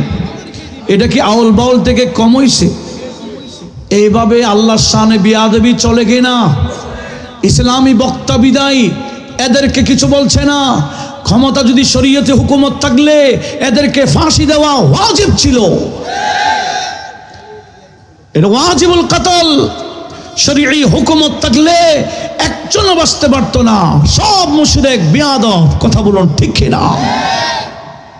কিন্তু আলহামদুলিল্লাহ একটাই আদবের দল, সেটি হলো আহলে সুন্নাহ ওয়াল জামা, যারা সাহাবীদের অনুসারী। কথা বলুন ঠিক কিনা? আমরা আদব শিখেছি সাহাবায়ে কেরাম দেখে। আমাদের আমলের শর্ট থাকতে পারে, আমলের অভাব থাকতে পারে, কিন্তু আমাদের কাছে আদব আছে। আদব, যে আদবটা আমার আল্লাহর কাছে অতীব পছন্দনীয়। যে যত বেশি আদব দেখাইতে পারে আমার আল্লাহ তাকে তত বেশি উপরে উঠাই দেয়। কথা বলুন ঠিক কিনা? এই আদব নবীজি নিজে বলেন আদবানি রব্বি ফাহসানা তাদিবি। আমাকে আদব আল্লাহ শিখাইলেন, সুন্দর আদব শিখিয়েছেন। আর আমি আদব শিখাইলাম আমার সাহাবীদেরকে, আর আমার সাহাবীরা আদব শিখাইলেন গোটা মুসলিম মিল্লাতকে। একটু জোরে বলুন। এখনো আমরা সাহাবীদের আদর্শে আছি। যারা সাহাবীদের আদর্শে আছে এদের নাম কি? আহলে সুন্নাত। সেজন্য আলা হযরত কি বলেন? আহলে সুন্নতি কাহে বেড়া পারে আসহাবে হুজুর। আহলে সুন্নাত কাহে বেড়া পারে আসহাবে হুজুর। न जिम है और ना वो है, न जिम है और ना वो है। इतरते रसूलुल्लाह की न जिम है और ना वो है। একটু জোরে বলুন। সাহাবারা বিশ্বাস করেছেন, ঘটনা এখনো ঘটে নাই, কিন্তু নবীজি আগের দিন বলে দিচ্ছেন। এটার নাম কি বললাম? আর একটু জোরে বলেন। গায়েবে এলাম নবীর কাছে কে দিয়েছেন? এবার আমি শোনাবো আপনাদেরকে একটা বয়ান। সেটি হলো কোথায় আছে আগে রেফারেন্স দিব, তারপরে বয়ানটা শোনাচ্ছি। সেটি হচ্ছে শুধু নবী না, নবীর যারা সাহাবা, এই রাওয়ায়াতটা ইমামি ইসহাক, উনি তারিখের জগতে প্রথম কাতারে বড় মুআররিখ, উনি বর্ণনা করেছেন। আল বেদায়া ওয়ান নিহায়া, আল্লামা ইমাদউদ্দিন ইবনে কাসির, ওনার তৃতীয় খণ্ড 211 নম্বর পৃষ্ঠা। আল বেদায়া নাই এরকম কোন প্রায় আলেমের কাছে এটা আছে। 8 খণ্ডের একটা কিতাব আল বেদায়া ওয়ান নিহায়া, 211 নম্বর পৃষ্ঠা থেকে আমি আপনাদেরকে শোনাচ্ছি। আপনাদের মনোযোগ আছে তো? কি বললেন? বলে বদরের দিন, বদরের আগের দিন, ইদা কানা বেইরক তাবিয়া, এটা ইরক জাবিয়া, জাবিয়া নামক একটা জায়গা। লাকিয়া রাজুলান মিনাল আরাব, সাহাবারা একজন গ্রামের মানুষের সাথে সাক্ষাৎ করলেন। সে উট চড়াচ্ছে। ফাসালুহু আনিন নাস, সাহাবারা ওই ব্যক্তিকে বলছে অমুক কোন দিকে গেছে। ফালাম ইয়াজিদু ইনদাহু খাবারা, তার কাছে কোনো খবর মিলে নাই, কোন দিকে গেছে সে জানে না। ফকাল্লাহুন্না সাল্লিম আলা রাসূলিল্লাহ সাল্লাল্লাহু আলাইহি ওয়াসাল্লাম, এই দেখো উনি আমাদের রসুল, সালাম দাও না। আপনাদের মনোযোগ আছে? সাহাবারা ওই গ্রামের মানুষকে কি বললেন? এই নবীজি আমাদের নবী, ওনাকে সালাম দাও। ক্বালা আফিকুম রাসূলুল্লাহ, ওই গ্রামের মানুষ কি বলছে? আফিকুম রাসূলুল্লাহ, তোমাদের মাঝে কি আল্লাহ রসুল আছেন? ক্বালু নাআম, নড়াচড়া না, নড়াচড়া চড়া, এমনে বসেন, এমনে বসেন, আলোচনা হচ্ছে। একটু লক্ষ্য করুন হাদিসের রাসূল, লক্ষ্য করুন কি বলছেন? আফিকুম রাসূলুল্লাহ, তোমাদের মাঝে কি আল্লাহ রসুল আছে? ক্বালু, তারা বলেন নাম, হ্যাঁ আছে। ফাসাল্লিম আলাইহি, আমাদের রসুলকে সালাম দাও। ক্বালা লাইন কুনতা রাসূলুল্লাহ ফাখবিরনি আম্মা ফি বাতনি নাকাতি হাদিহি, এই আপনি যদি রসুল্লাহ হন, আমি গ্রামের মানুষ জানি রসুল এবং সাধারণ মানুষ এক না, আমার উটের পেটের মধ্যে কি আছে বলেন তো? আমার উটের পেটে কি আছে? আচ্ছা উটের পেটে কি আছে দেখা যায়? এটা গায়েব নয় কি? এটা অদৃশ্য, এটা দেখা যাচ্ছে না। এই গ্রামের মানুষ নবীকে বলছেন আপনি যদি রসুল্লাহ হন তাহলে উটের পেটে কি আছে বলুন। তো ক্বালা লাহু সালামা বিন সালামা, নবীজি সাহাবী সালামা বিন সালামা একজন ওখানে বসা ছিলেন, উনি উঠে গেলেন, বললেন লা তাসআল রাসূলুল্লাহ, এই বিষয়টা রাসূলুল্লাহ সাল্লাল্লাহু আলাইহি ওয়াসাল্লামকে জিজ্ঞেস করার দরকার নেই, তোমার উটের পেটে কি আছে নবীকে বলতে হবে না, আমি নবীর গোলাম, আমিও বলতে পারি। এই জ্ঞান আমার কাছেও আসে তোমাকে আমি বলে দিই। দেখেন নবীর গোলাম, নবী তো অনেক উপরের কথা। সালামা বিন সালামা বলছেন কি, আসো, লা তাসআল রাসূলুল্লাহ, তুমি রাসূলকে জিজ্ঞেস করার দরকার নাই, আকবিল আলাইয়া, আমার সামনে আসো, ফাআনা উখবিরুকা আন যালিকা, তোমার বিষয়ে খবর আমি তোমাকে দিয়ে দেব। নাযাওতা আলাইহা ফাফি বাতনিহা মিনকা সাখলা, এই গ্রামের মানুষ তুমি এই উটের সাথে মিলেছো, উটের সাথে মিলেছ, তুমি সহবাস করেছো উটের সাথে, তোমার বীর্য থেকে উটের পেটে বাচ্চা হয়েছে। কখন উটের সাথে সে খারাপ কাজ করছে, উটের পেটের মধ্যে যে বাচ্চা, এটা তার থেকে, এটা গোপন বিষয়। ওই আরবিটাই জানতে চাইছিল, উনি যদি নবী হন ওই গায়েবী বিষয় তো বলে দিতে পারবে।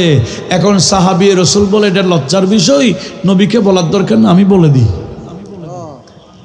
দেখেন তাহলে কি বুঝলাম, এগুলো বদরের যুদ্ধের আগের দিনের কথা বলতেছি। তো সাহাবা বলে দিলেন, নাজাউতা আলাইহা, তুমি উটের সাথে মিলেছো, ফি বাতনিহা মিনকা সাখলা, তোমার বীর্য থেকে এই উটের পেটের মধ্যে বাচ্চা হয়ে গেছে। এই কথা বলতে ফাকাল রাসূলুল্লাহ সাল্লাল্লাহু আলাইহি ওয়াসাল্লাম, হে নবীজি বলছে, সালমা রাখো, আর কিছু বলিও না, রাখো। তার মানে সে লজ্জা পাবে, আর কিছু বলিও না।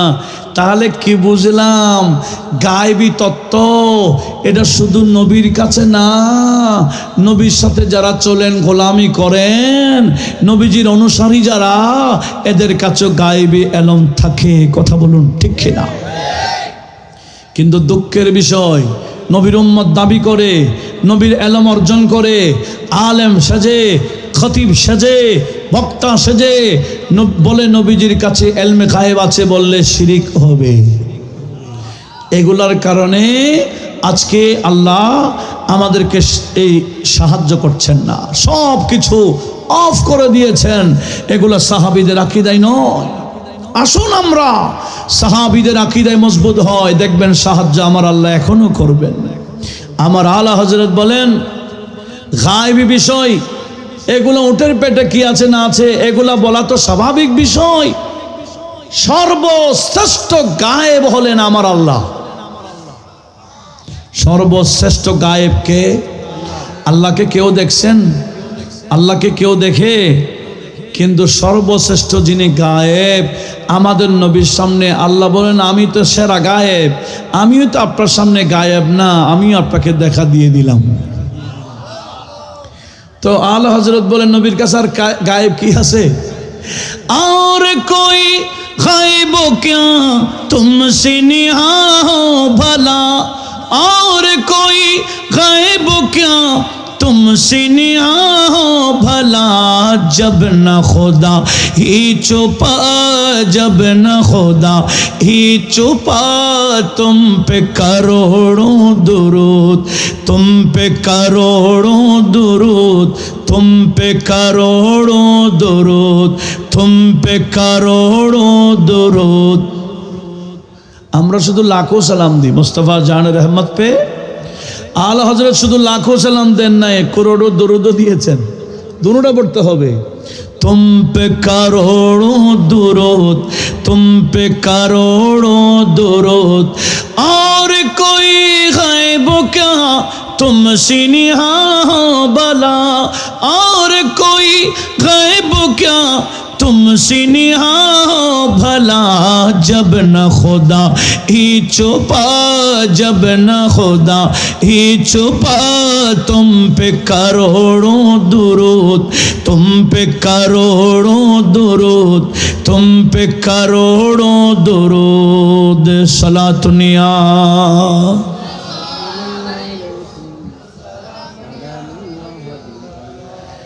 দেখেন, এভাবে যদি আমি বলতে যাই, এই যে সাহাবায়ে কারাম আস্থা রেখেছিলেন নবীজির উপর, নবীজি যা বলতেন তা বিশ্বাস করতেন।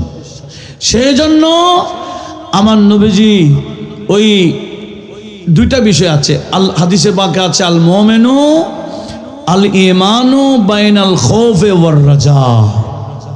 একটু বিষয় লক্ষ্য করুন, একটা হলো আল্লাহকে ভয় করা, আর একটা হলো আল্লাহর পক্ষ থেকে রহমতের আশা করা। আল্লাহকে ভয়ও করতে হবে, আল্লাহ থেকে রহমতের আশাও করতে হবে। এই জন্য বলছেন আল ঈমানু বাইনাল খৌফে ওয়ার রাজা। বদরের যুদ্ধের মধ্যে দুটোটা দেখা গেছে। কি রকম? আমার নবীজি আল্লাহর কাছে দোয়া করতেছেন, কাফেররা যখন আক্রমণ করতেছেন, নবীজি খৌফের মধ্যে ছিলেন। পাশে সিদ্দিক আকবর ছিলেন। কে ছিলেন? সিদ্দিক আকবরের মাস চলছে এটা। সিদ্দিক আকবর এটা নবীজি সবসময় নবীজির পাশেই ছিলেন। দেখেন সিদ্দিক আকবরের সুজাতের ব্যাপার রবায়েত আসছে বাজ্জারে সহি সনদে, এমনকি আল বেদায়াতে 3য় খণ্ড 220 নম্বর পৃষ্ঠাতে রয়েছে যে সেদিন বদরের যুদ্ধে বলেন, উহুদের যুদ্ধে বলেন, সব সময় নবীজির সাথে ছিলেন ওনার নাম সিদ্দিক আকবর। কাফেরদের টার্গেট ছিল নবীজি, বলে নবীকে মারাই তাদের উদ্দেশ্য ছিল। বলে হ্যাঁ, আমি আবু বকর থাকতে নবীর গায়ে এই তীর আসুক তলোয়ার আসুক এটা দিতে দিব না, আগে আমার শরীর দিব, আঘাত হলে আমার শরীরে হবে, তারপরে নবীজির শরীরে আসবে। কথা বলুন ঠিক কিনা?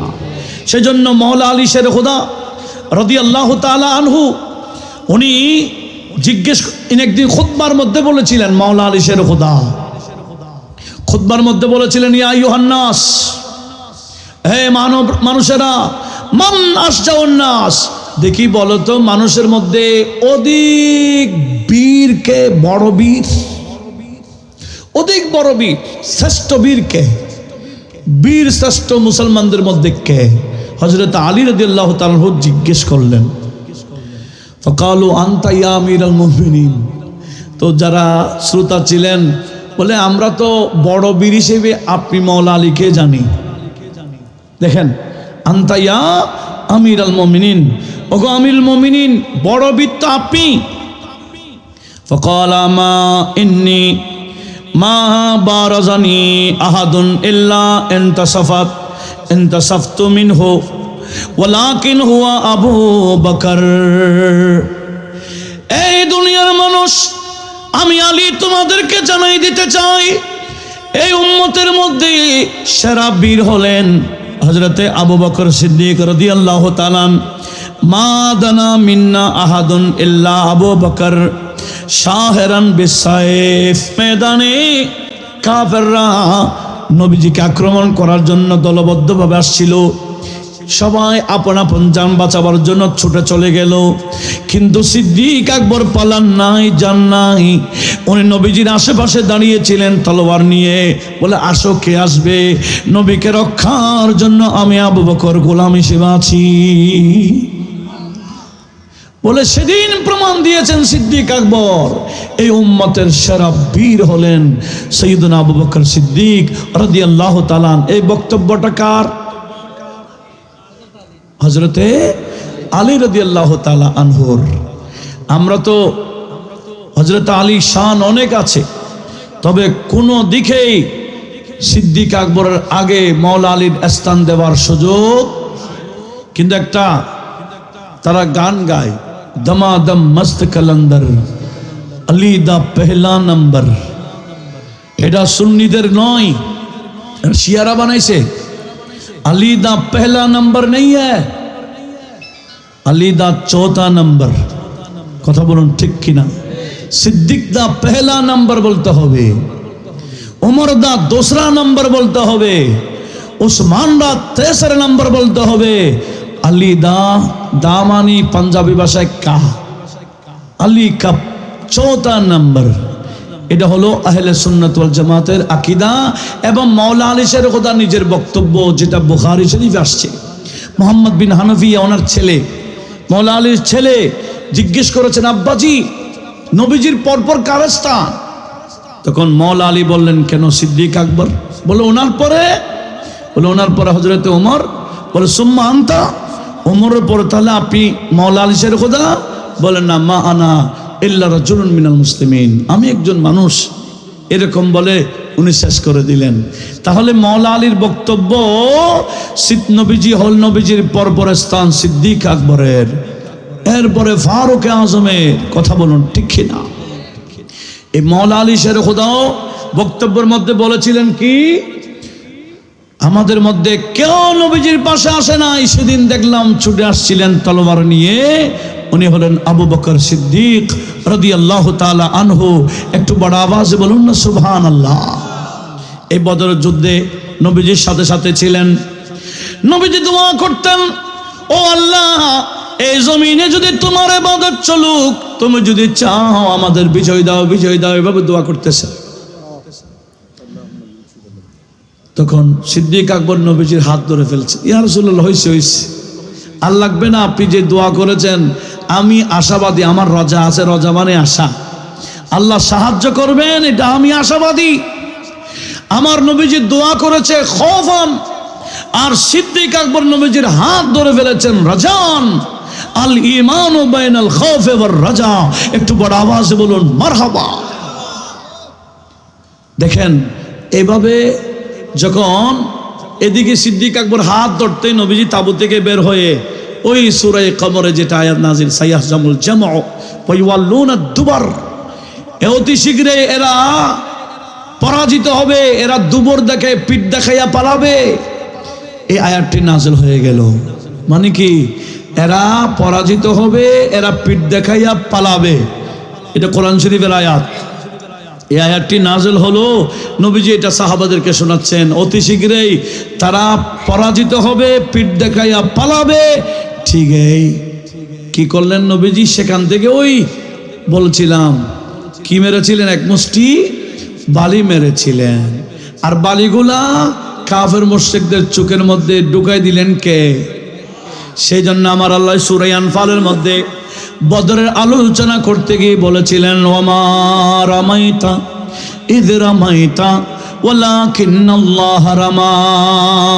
ইয়া রাসূলুল্লাহ, বদরের যুদ্ধে আপনি যে বালি নিক্ষেপ করেছিলেন, যদি আপনার হাত ছিল, আমি আল্লাহ বলে দিলাম ওয়ালাকিন্নাল্লাহ রামা, বাস্তবিক পক্ষে নিক্ষেপ আমার শক্তি দিয়ে করেছি।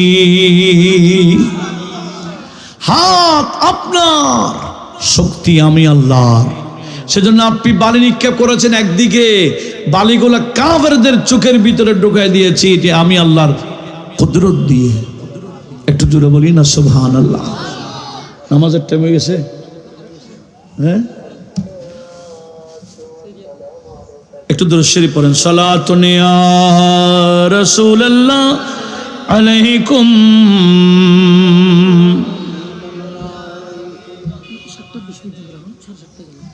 इस उम्मत की खातिर शब रोज रोना, नबी जी का बस ये काम, अल्लाह अल्लाह सालातुन या।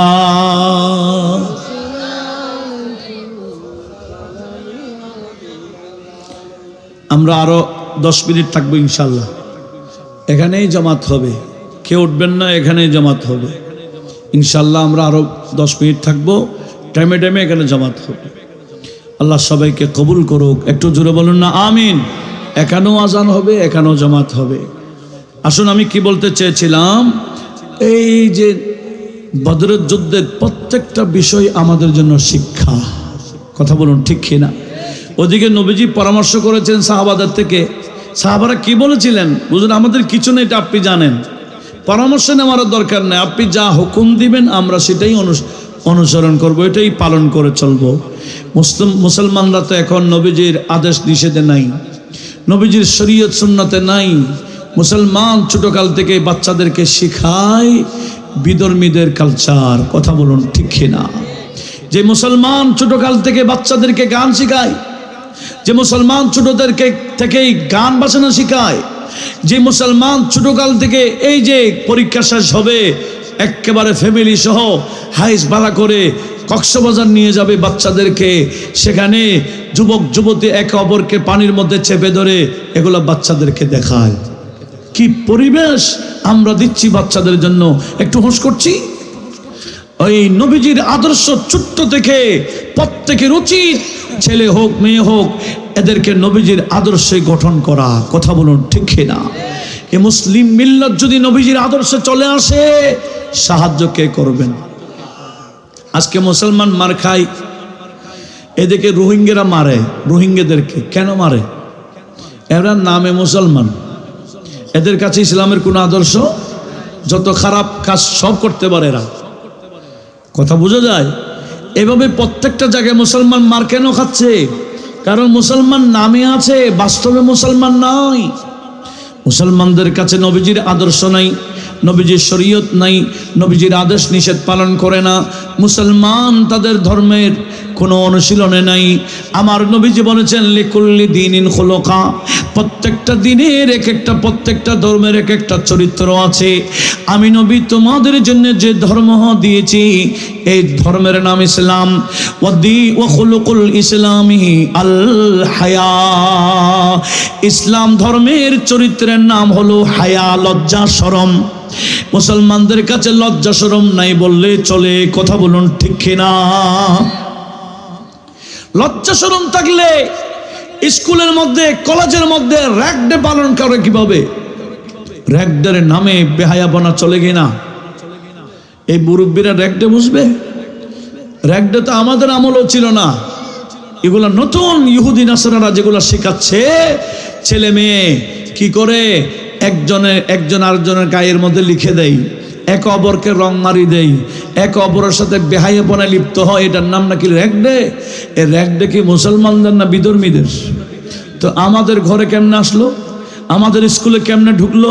আমাদের মাদ্রাসায় কেন ঢুকলো? কেমনে ঢুকলো? এগুলা যতদিন আমরা পরিত্যাগ করতে পারবো না, সাহায্যের আশাও করা যাবে না। এই সাহাবীদের আদর্শে মজবুত হইতে হবে। এটাই আজকে আমাকে যে বিষয়টা দেওয়া হয়েছে, বদরের যুদ্ধের শিক্ষা, বদর যুদ্ধের এই বিষয়গুলা অতীব প্রয়োজন বর্তমান সমাজে।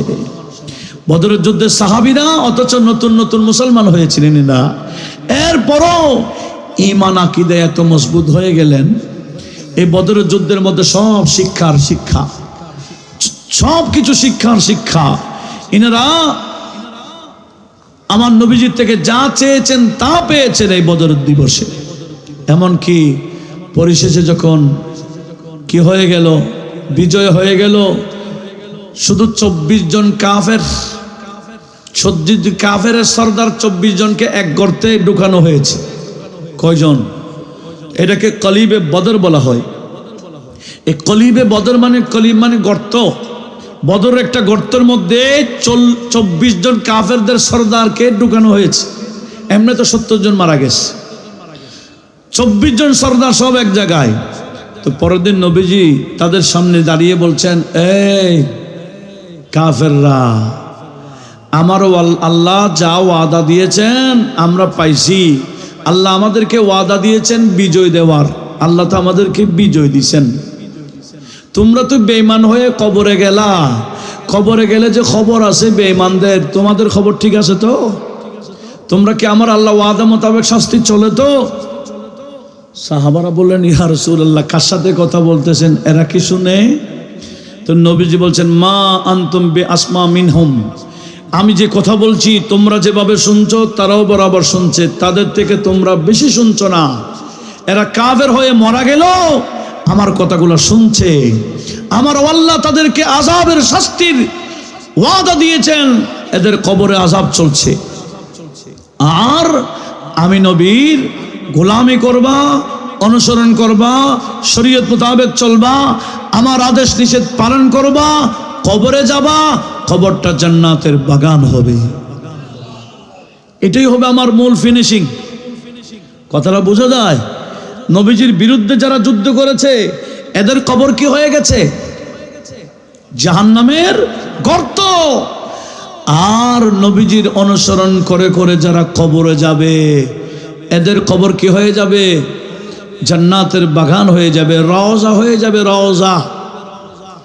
আমাদের দেশে কিছু মোল্লা আছে, এরা বলে নবীর কবরকে রওজা বলা যাবে না, অথচ আমার নবী বলেন আমার উম্মতের কবরও রওজা হয়ে যায়। কাদের?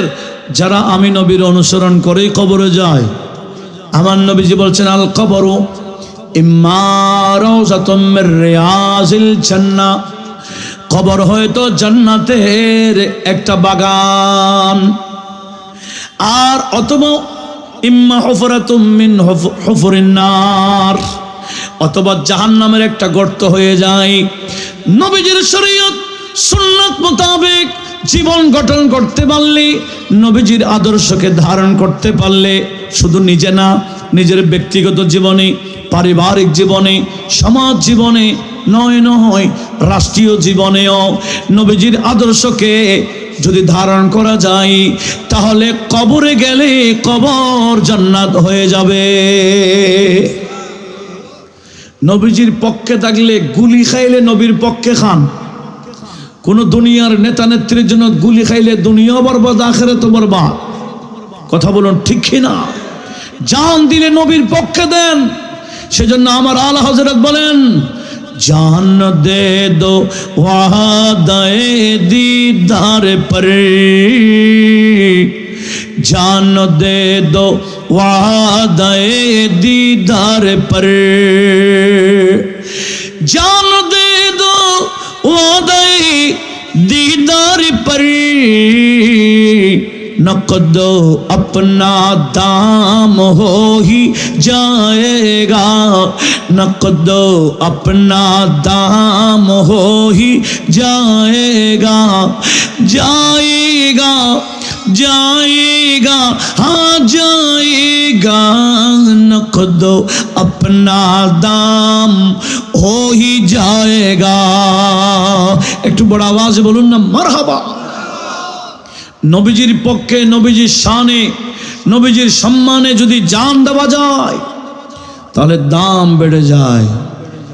আর যদি দুনিয়াবি কোনো মানুষের জন্য দুনিয়াবি মানুষের আদর্শ বাস্তবায়ন করতে গিয়ে মারা গেল, দুনিয়াও শেষ আখিরাতও শেষ।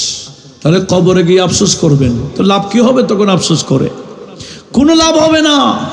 নবীর পক্ষে আসলে কবর আর কয়দিন আসি, কবরে তো যাইতেই হবে। সে কবরে গেল সম্মান, কবরে গেল নাজাত, কবরে এটা রওজা হয়ে যাবে, রওজা জান্নাতের বাগান হয়ে যাবে। বিদায় আমাদের উচিত নবীজির আদর্শ, সাহাবারা যেভাবে নবীজির আদর্শে ছিলেন আমরাও যাতে নবীজির আদর্শে চলে আসি। প্রতিটা ক্ষেত্রে, প্রতিটা ক্ষেত্রে আমরা নবীজির আদর্শকে বাস্তবায়ন করতে হবে। এখন থেকে বাচ্চাদেরকে নবীজির আদর্শ শিক্ষা। ঘুম থেকে উঠে কি করতে হবে, কিভাবে ঘুম থেকে উঠবে, ঘুম থেকে উঠে কি করবে, নবীজির সুন্নাহ কি কি আছে এগুলো শিখান। খাবার খাইতে গেলে ডানে হাতে না বাম হাতে, এগুলো শিখান। এখন তো বাচ্চারা, মানুষ, যুবক যুবতীরা বাম হাতে পান করে, বাম হাতে চা খায়, কফি খায়। কেন? এরা জানে না যে বাম হাতে শয়তানি খায়। এটা নবীজির আদর্শ নয়। আমার নবীজি বলেছেন তায়াম্মানু ফি কুল্লি শায়ে, প্রত্যেকটা ক্ষেত্রে ডান ব্যবহার করো, ডান। হাত্তা ফিত তানাউলে, জুতা পায়ে দেওয়ার সময় ডান কোনটা দেখো। ওয়া তারাজ্জুলে, মাথা আছড়াইবার সময় ডান দিক থেকে আগে আছড়াও। প্রতিটা ক্ষেত্রে ডান শিখান বাচ্চাদেরকে। এভাবে প্রত্যেকটা ক্ষেত্রে নবীজির সুন্নাহ আদর্শ আমাদেরকে প্রশিক্ষণ দেওয়া হবে, দিতে হবে বাচ্চাদেরকে। এভাবে যদি আমরা গঠন করতে পারি, শান্তি দুনিয়াতেও পাবো, শান্তি কবরেও পাবো, শান্তি কিয়ামতের ময়দানও পাবো। এমনকি শান্তির ঘর দারুস সালাম নামে একটা জান্নাত বানাইলেন, ওইখানে আমাদেরকে স্থান দিবে। আল্লাহ পাক আমাদের সবাইকে নবীজির আদর্শকে বাস্তবায়ন করার, প্রত্যেকটা ক্ষেত্রে আমাদেরকে শিক্ষা নেওয়ার তৌফিক দান করুক, আমিন। আজকের এই মাহফিলের পিছনে যারা যেভাবে শ্রম দিয়ে অনেকে কবরস্থানে চলে গেছেন, আমরা স্মরণ করছি আজকে ওনাদেরকে। আল্লাহ ওনাদের কবরকে বেহেশতের বাগান বানিয়ে দিক। এখনও যারা দেশ থেকে বিদেশ থেকে যারা যেভাবে মোহাব্বত দেখায়, আল্লাহ দুনিয়া আখিরাতে সবাইকে উত্তম বদলা দান করুক, আমিন। ওয়ামা আলাইনা ইল্লাল বালাগ ওয়া আখিরু দাওয়ানা আলহামদুলিল্লাহি রাব্বিল আলামিন। আসসালামু আলাইকুম ওয়া রাহমাতুল্লাহ।